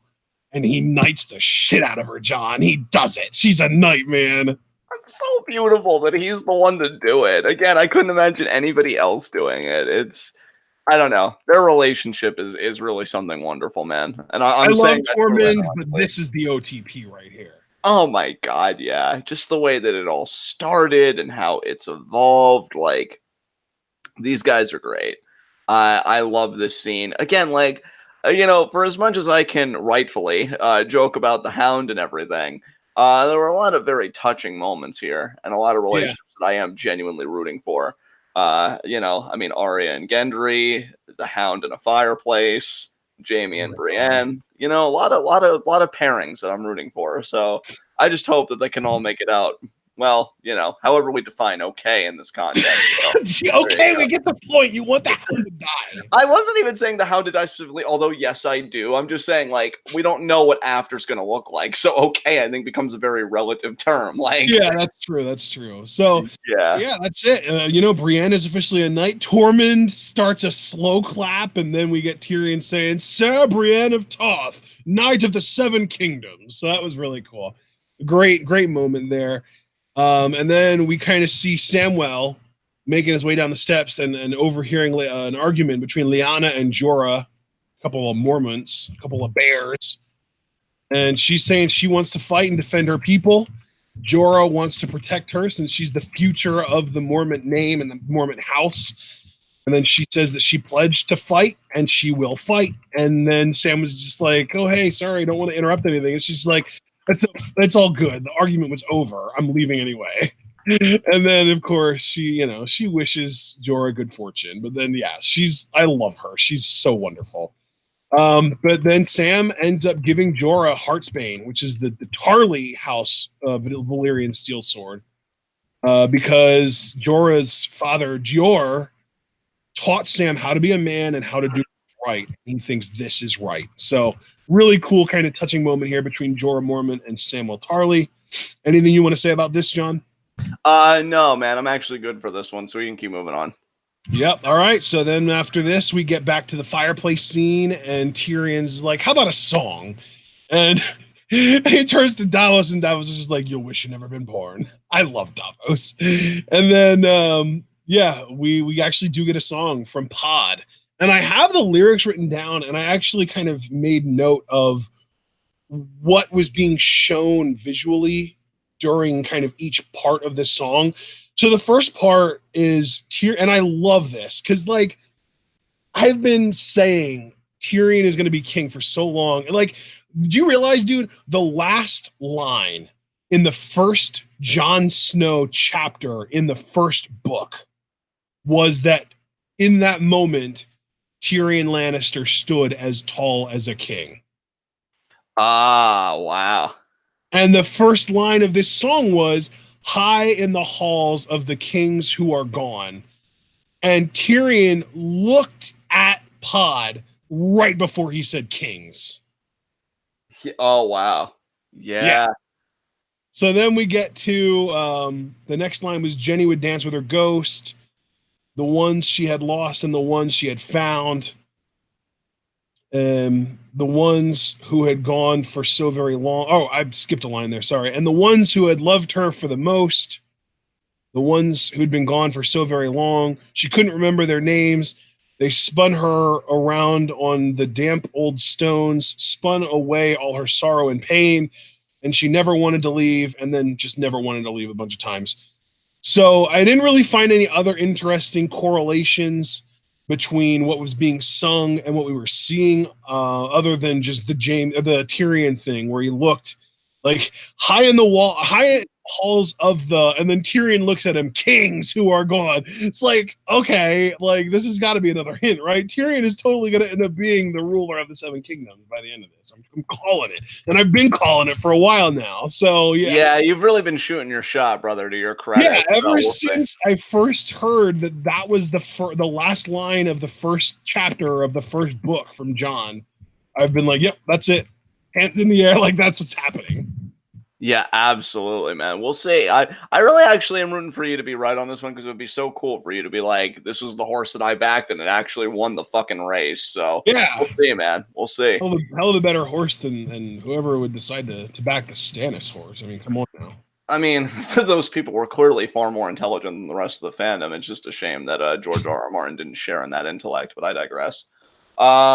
So funny that you're bringing up intellect when this is the same jackass who believed every word of a religious nut and let her burn people just because. Hey, listen, at least we got Shireen being sacrificed out of the deal. I feel like I won twice. So, oh, wow. You know, so that's literally the only reason you like Stannis is because he was willing to let the Red Woman burn his daughter. No leader has ever spoken to me more than Stannis fucking Baratheon. Just amazing. It's good to know that being willing to have your child murdered is more important to you than being a fucking winner.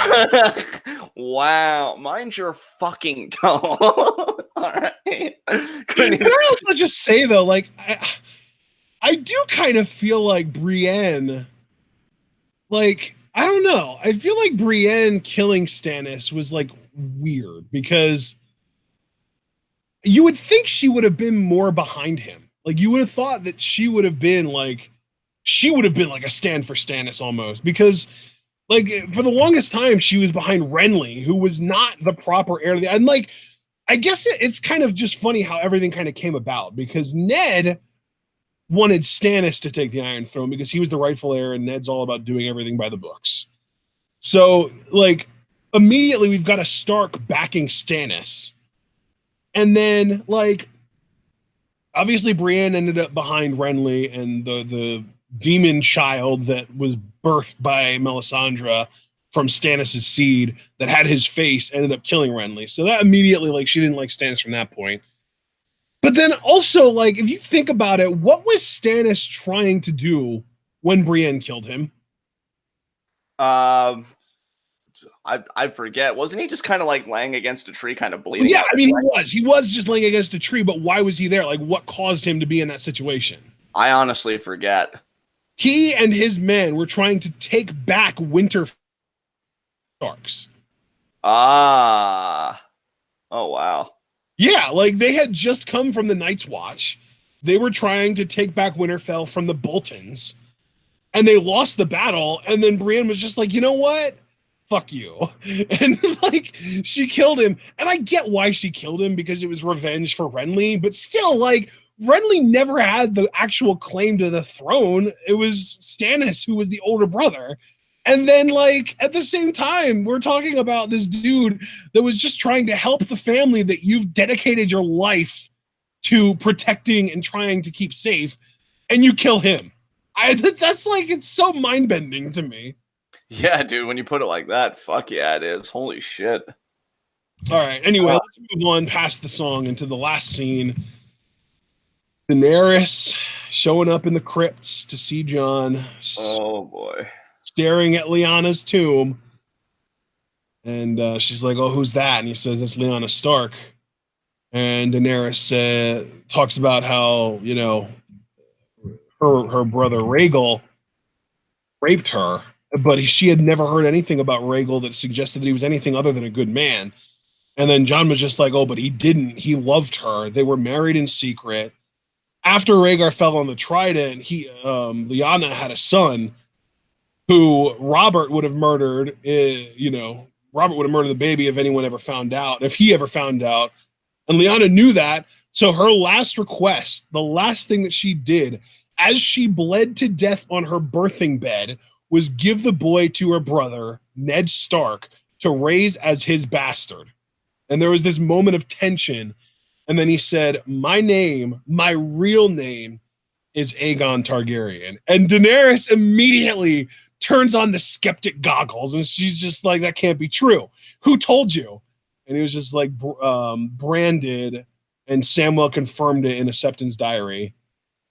And then she's just like, "Oh, well, so you don't think that it's a little bit suspicious that the people who are telling you that you're the rightful heir to the Iron Throne just happen to be your brother and your best friend?" And Jon's just like, "It's true. I know it is." And she's like, "Well, if it were true, it would make you the last male heir to House Targaryen, and you would have a claim to the Iron Throne." And before we get any kind of fallout, this is the fourth time in this episode that there was a moment of tension without any kind of actual reaction or fallout. Horns started blowing. And of course, it was 3 times, which, based on what the Night Watch did, White Walkers are fucking here. And then when we finally see them, and this was also the moment where we saw that guy from earlier who got the soup from Davos in chainmail with a bow, trying to figure out how to fucking use the thing. And then we see the White Walkers on their undead horses. We see at least 7 of them. There were probably more than 7. I counted 7. We are under the impression, actually, you know what? Now that I think about it, were there originally 11 or 12? I want to say there were 12, right? Originally. I think you're right about that. Yeah, 12. It's like a parallel to the 12 disciples with Jesus and shit. So Samwell killed 1. We know that. Jon has killed 2. Have any other White Walkers died that we know about other than those 3? Not that I'm aware of, no. I know Jon killed 1 at Hardhome, and then he killed the other one when they were trying to find a white body as a way to bring back to Cersei to show her, to try and get her to help them fight them. Right. When there was like, he killed the White Walker and then a bunch of the whites around them dropped dead, and it was like, holy shit, they control all of them. Like, if you kill the White Walker, it kills all of the corpses that they've reanimated too. So that was those are the only 3 White Walkers that I know of that have been killed. So there should be at least 9 left. So right. Maybe there were 9 there and I just didn't see the last 2 because of how far in the background there were. But yeah, there were 7 that I've seen. Yeah. So before we even talk about the threat of the White Walkers, what do you want to talk about as far as, Aegon and Daenerys and the whole situation? Oh, you mean how when I was watching this scene and Aegon dropped that bomb on her, all I could think about was she's mentally calculating, like, in her mind, how can I kill him? How can I make this go away? Because I'm sorry, that's immediately the vibe that I got. Underneath her skepticism, she's like, oh shit, if he's right. Because the last thing she says is again, the thing that's most important to her, well, you would be next in line for the Iron Throne. And her mission statement, the whole fucking series, has been the Iron Throne is mine. Not Aegon's, mine. Yep. That bitch is gonna go fucking crazy. Like, and here's the thing. Okay. I gotta be careful about this because I'm not trying to be scumbag like I was with the Hound, even though with the Hound I also meant everything that I said.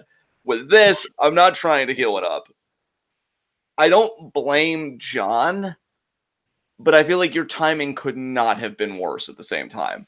Like, I think because he sees the goodness in Daenerys, he's like, oh no, look, fam, literally and figuratively in this case. We're gonna be good on this, right? I'm gonna tell her it'll be awkward, sure. We'll be okay. And then the rest of us you got me with a literally and figuratively thing. I'm sorry. And the rest of us are just looking at Jon and we're like, Ygritte was right about you the whole fucking. You know nothing. You don't know nothing, you stupid motherfucker. Because the whole time he's telling them, I'm like, Jon, take the words, shove them back in your mouth, shove them back. No, Jon. Because like you could just see on her face, it goes from, oh well, this is interesting that we're talking about this. Oh, I don't like where this is going. Oh, are you sure that that's true? But if that's true, then oh. And then she's just mentally like, I don't know, slit his throat, have my dragon burn him. How can we make this problem go away? Ser Jorah, I was going to say, maybe my best way would be to just make it look like an accident and then act really, really devastated so that no one suspects me. Yeah. It's like you could just see on her face. The only thing on that woman. I'm just waiting at some point during this battle. She's just going to walk up behind him and shove him into a White Walker's stab. Dude, I'm so glad you actually brought that up because I'm telling you, like, what's a better cover for murder than a war? Yeah. All of this chaos, all of this bedlam, she would just have to sneak up behind, stab him in the back. It's not just her, though. That's got me so worried that Bronn is going to use that same thing, too, because he's supposed to be out here and killing Jaime and Tyrion. God damn it. Yeah, she is going to fucking Judas his ass. Like, in the time when solidarity means everything, it's going to mean fucking nothing to her if she loses in the end. And what she perceives as loss, she is going to fucking betray him when it matters. I'm telling you, like, I feel like they've been building the Daenerys heel turn for a while now. I mean, if that moment with the Tarleys wasn't a real glimpse into what it could be, I don't know what is. Like, I was kind of like nervously pulling at my shirt collar, and I'm like, way to be a tweener, Daenerys. Yeah, but no, she's going full fucking heel now. Like, there's no hope for any of us. Like, how Jon could have thought, and again, I return to the central point, like, I understand that there are very important relationships here, but I think the importance of those relationships is more predicated on the threat that could very well end them than information like this. Because keep in mind, again, this information only matters if there continues to exist a world where it actually matters. Yeah. If the White Walkers have you get what I'm saying, man? Like, if the White Walkers have their way, then dude. I mean, you've been doing a really good job throughout this entire discussion of really emphasizing, like, petty bullshit. Pay attention to the army of zombies coming to murder your faces. And again, like, this is like fucking Ygritte, man. I almost wish, like, in her ghost form, you could have just like kicked him in the balls or something, even though, like, you know nothing, Jon Snow. And then the way whenever I joke about dads with Paul, and he's like, "Dad," Jon Snow could turn around and be like, "Ygritte, who? No, nothing. It was part of my." Oh God! Imagine if Daenerys suspected him of cheating too. He'd be super dead. Look, I wasn't proud of it, okay? Because more than breaking your heart, I broke something more important: the oath to the Night's Watch. But like, this dude is such a fucking Puritan, and I'm like, Jesus Christ! If we live through this, which your sorry ass didn't help odds whatsoever. In fact, if anything, I think you put us in the negative actually with that admission. Because you want the crazy on your side, Snow. You don't want it against you. I don't know. We got that like, seriously though, like, I agree with you as far as the timing. Why would you not wait until after you make sure that you've defeated the main threat to be like, oh yeah, by the way, now that that's out of the way, you might want to sit down for this. Yeah, like, dude, I'm sorry. I know this isn't really much of a discussion and more of just kind of an informal roasting, but like, how fucking stupid do you have to be? Because like, if I'm it does kind of come back to the whole line that Tyrion had for Jon back in the Dragon's Pit with the whole thing with Cersei and everyone when he was just like, I can't serve two queens, and I've already bent the knee to Daenerys Targaryen. And Tyrion was just like, do you ever think you could just lie once in a while? Like, do you have to be so goddamn honorable, Snow? Do you really have to make sure that you get this out before you die? And you can't just wait and see what happens? And maybe if you live, then tell her? Because, like, he has no mind for war whatsoever, which ironically could be, like, something that makes him a really great king. Because, like, and you can't even tell me as a my bro, because I know he's been trying to rally the troops, and I mean, the first mistake was trusting Cersei, but then this was a grave fucking mistake. Because let's remember something. I'm not even like trying to be hilarious, although I'm going to say in a very exasperated fashion, because nobody fucking understands this crisis.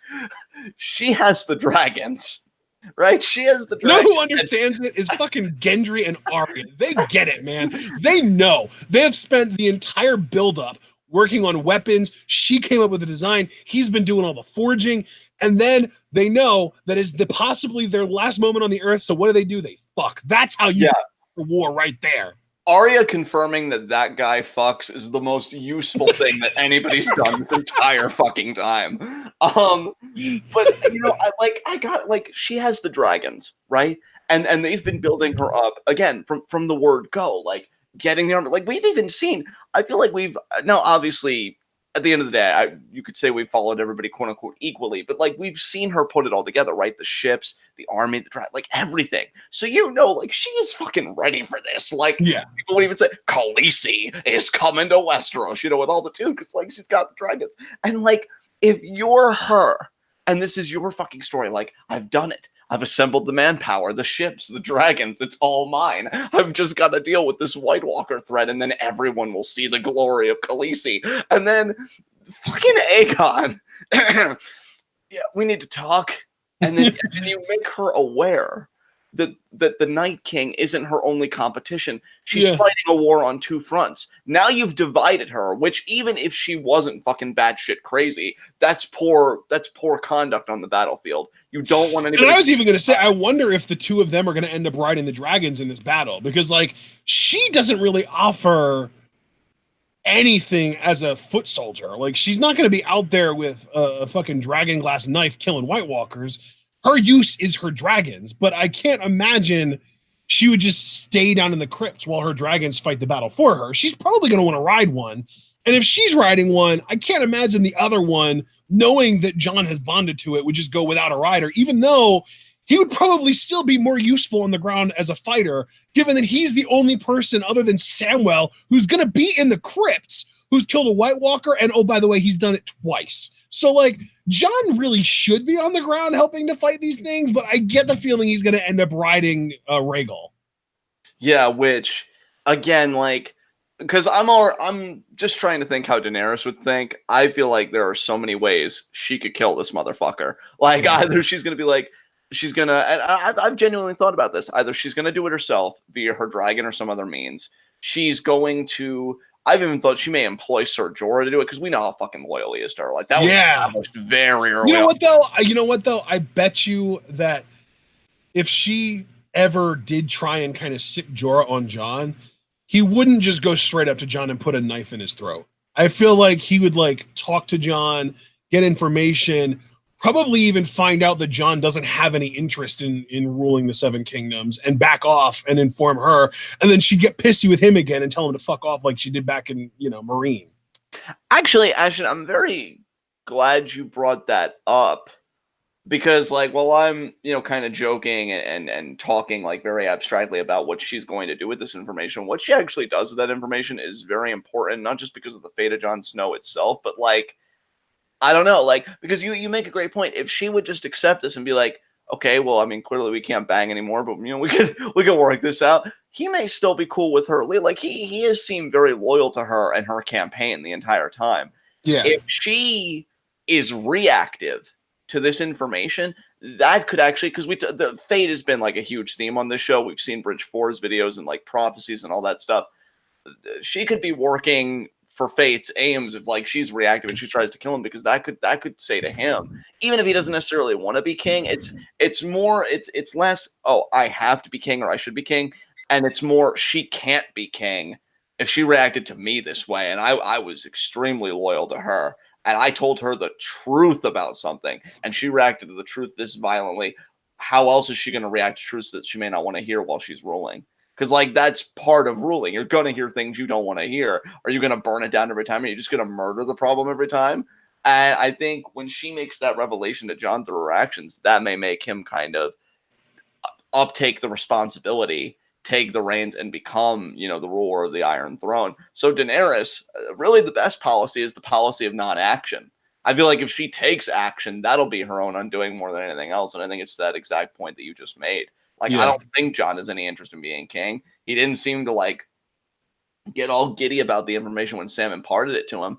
I think he would have still backed Daenerys' campaign, but I think because of Daenerys' greed and her ambition.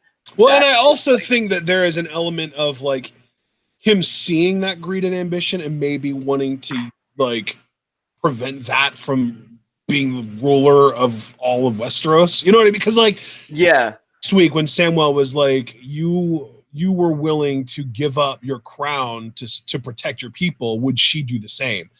Jon had that look on his face like, oh shit, you're probably right, she totally wouldn't. Maybe she's not necessarily the best choice to be the king, or the, whatever you want to call it, the queen, I guess it would be, the ruler of the Seven Kingdoms. Like, maybe he had second thoughts in that moment, and that almost makes me think it was an even worse idea to tell her, because now, like, maybe him telling her was a test. Maybe he's, like, testing her, and, like, depending on how you react to this will determine what I do about my newfound position of potential power. Yeah, including fucking defend myself. Yeah, man, I don't know. Like, I feel like, just you saying that he probably had no interest in being king, and now that interest only become, spurred on because of Daenerys' recklessness. Because I was self-fulfilling prophecy. Yeah, because one more thing I want to say, and then at least for my end, we can put a pin in this discussion. Like, I'm not even saying this to be humorous either. Like, he's no longer in a, like, intimate sexual relationship with her because of this revelation. So I think when you take the sex out of it, he'll be able to see things more clearly. Because I think having that kind of intimate relationship with her, one of my favorite lines from BoJack Horseman, when BoJack goes through his toxic bullshit, he breaks up with another woman.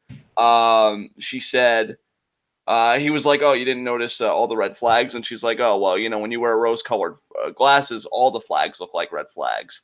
And I feel like that was Jon with Daenerys. Like, he was wearing these rose-colored glasses because he was in love with her, and he cared about her. But now that love is kind of altered and the relationship altogether has altered, those rose-colored glasses come off and they're like, wait, all those flags weren't red, only these ones, and they're very concerning. And hopefully he'll do something about it. So we'll see, man. But again, I think it'll be Daenerys that really spurns that on, because she may try a murder attempt and he may be like, what the fuck? Yeah. Like, what is this?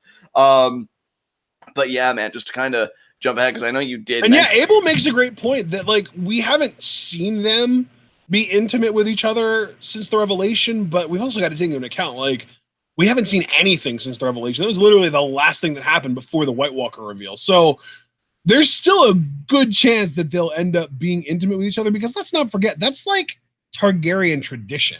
They do that. Yeah, they do.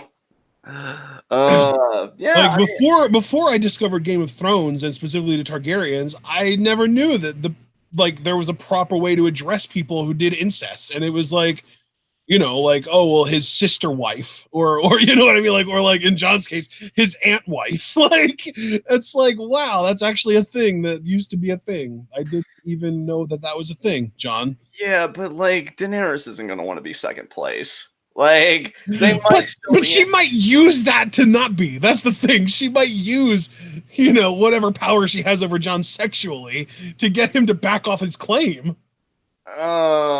Maybe. Like, here's the thing. Let's be blunt. She did tell Sansa earlier that she loves him. Like, that's even if, she was in her politician mode, she seemed like she was being sincere at that point. If she loves him, she doesn't want to kill him, but she also doesn't want him to have a claim over her. So I feel like she'll try just about everything to get him to back off, other than asking him, listen, dude, I've been working towards this my entire life and you just landed on it. Can you back the fuck off and let me have my thing? I don't think she'll go that far, but I do think she'll try just about everything else. Like, I'm pretty sure she'll try wooing him and, kind of keeping him happy in the bed so that he doesn't raise any, questions. And I'm pretty sure that she'll be like, oh, but you can be my hand. You can be the king by marriage, that kind of stuff. But like, I'm telling you, man, like I don't think she'll resort to wanting him dead immediately. That'll be like a last resort for her, I think. I hope you're right. I feel like she has very spry legs with which to leapfrog over options. Yeah. It's like, yeah, diplomacy is a nice word, but it's just that, a word. Bring out the dragons. And then it's just like burn everything until they see my side of things or what's left of it. Yeah, I don't know. I think she's a crazy fucking bitch. I feel like this ain't gonna end well for anybody. And goddamn it, Jon Snow, I hope the ghost of Ygritte haunts you for the rest of your miserable life. Like, why now? Why now to say it? Like, damn. And he's the guy too. He's the guy too that if he's laying in the snow and just bleeding out and he's like gurgling blood, like his last words would be that he still felt like he did the right thing or something. Like, he's not gonna fucking apologize for this. But yeah, dude, from episode 3 onwards, that's when shit's really gonna get real because we saw how this episode ended with episode 4 might be a little bit of a reprieve, but 3, 5, and 6 are just gonna be breakneck pace, I think. Yeah. Oh, dude, absolutely. Yeah. So let me ask you a question though. Would you like to watch the promo for next week's episode, or would you rather not? Sure, we can live react to that real quick, I think. All right, I'm gonna post a link to it in the chat so that everyone else can click on it as well. And that way also that's a way for you to click on it as well. It's only 42 seconds, so it's not like we're gonna be taking up a whole bunch of time watching this. And John, assuming you're at 0, I'm gonna wait for you to get there, and when you are, let me know and we'll get right into this. All right, hold on, because freaking YouTube just auto plays. All right, there we go. All right, I'm ready. Count us down. All right, 3, 2, 1, go. HBO. Oh, there's the Unsullied. And there's the Trebuchet. There's Grey Worm. On Game of Thrones.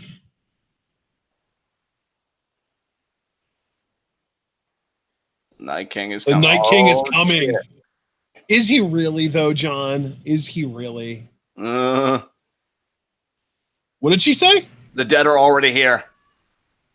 Oh, shit. Okay, well, honestly, I feel like they probably only just showed footage from the first, 3 to 5 minutes of the episode because there was literally no actual action in that preview.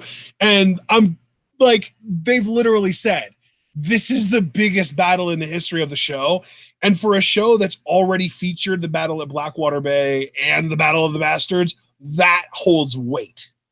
How much runtime do you think the battle's going to take up? Because I really expect them to let this battle fucking breathe. At least 45 minutes. At least 45 minutes, minimum. Yeah. Dude, I'm right there with you because, with the runtimes of these episodes and with how much they... And it's going to feel like 5.